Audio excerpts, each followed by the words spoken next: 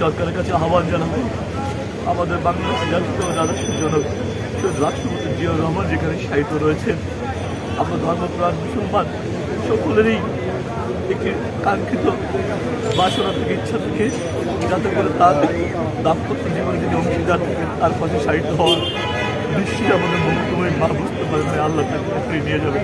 হয়তো তিনি তাহলে সেটি ব্যক্ত করতেন অথবা পরিবারের কাছে হয়তো ব্যক্ত করেছিল। আমরা তার আদর্শ সন্তান হিসাবে আমাদের আবেদন থাকবে, আমাদের এই আপসী সংগ্রামের নেত্রী আমাদের ধারণ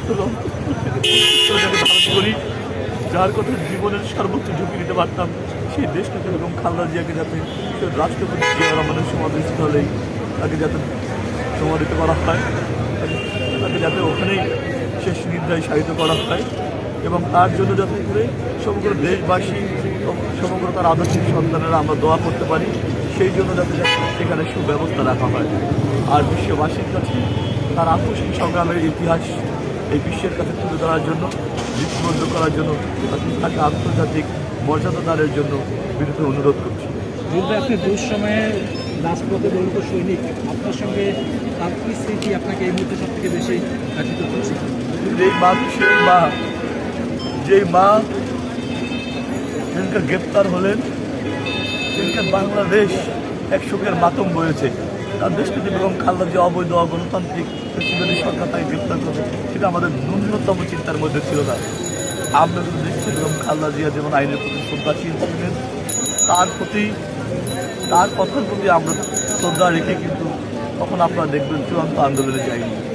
আজকে সেই যে মা যিনি বারবার এই বাংলাদেশকে ধারণ করেন, প্রমাণ করেছেন, অবৈধ ফখরুদ্দিন নিয়াজউদ্দিনের আমলে যখন তার দুই সন্তানকে গ্রেপ্তার করে নির্মম নির্যাতন করা হলো, তখন তাকে এই দেশ থেকে বাধ্য করার অপচেষ্টা করা হলো। ওই ফখরুদ্দিন নিয়াজউদ্দিন জানত না এই দেশপ্রেমিক সত্তা জাতীয়তাবাদী শক্তির প্রতীক দেশটিতে বেগম খালেদা জিয়াকে বাধ্য করা যায় না। তিনি বলেছিলেন আমার শুধু দুটি সন্তান নয়, এই 18 কোটি মানুষ আমার সন্তান। তিনি বলেছিলেন 56,000 বর্গ মাইলের বাইরে আমার কোনো ঠিকানা নেই। কত শত স্মৃতির কথা বলবো, প্রত্যেকটি কথা ছিল আমাদের জীবনের অনুপ্রেরণা। যে দেশটিতে বেগম খালেদা জিয়া যখন গুরুতর অসুস্থ, তাকে বিদেশে নেওয়ার চেষ্টা করছিল তার পরিবার সহ, আমরা তার রাজনৈতিক পরিবার, তখন তিনি জানিয়ে দিয়েছিলেন, ইশারা ইঙ্গিতে তিনি বলে দিয়েছিলেন তিনি বাংলাদেশের বাইরে চিকিৎসা গ্রহণ করবেন না। আজকে এমন একজন সেই নেত্রী চলে গেলেন, আমি বিশ্বাস করি শুধু এটা আমার অবস্থা নয়, সমগ্র বাংলাদেশের অবস্থা। আজকে সমগ্র বাংলাদেশ কাঁদছে, সমগ্র মায়েরা কাঁদছে, বোনেরা কাঁদছে, ভাইয়েরা কাঁদছে, বৃদ্ধরা কাঁদছে, শিশুরা কাঁদছে।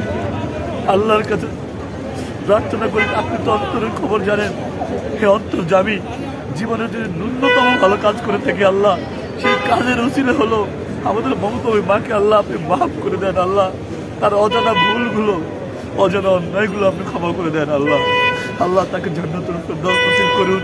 এবং এই দেশবাসীর কাছে আমাদের বিনীত অনুরোধ, আপনার লড়াই, আমরা লড়াই করেছি তার নির্দেশে, তার নেতৃত্বে, আপনাদের মুক্তির লড়াই।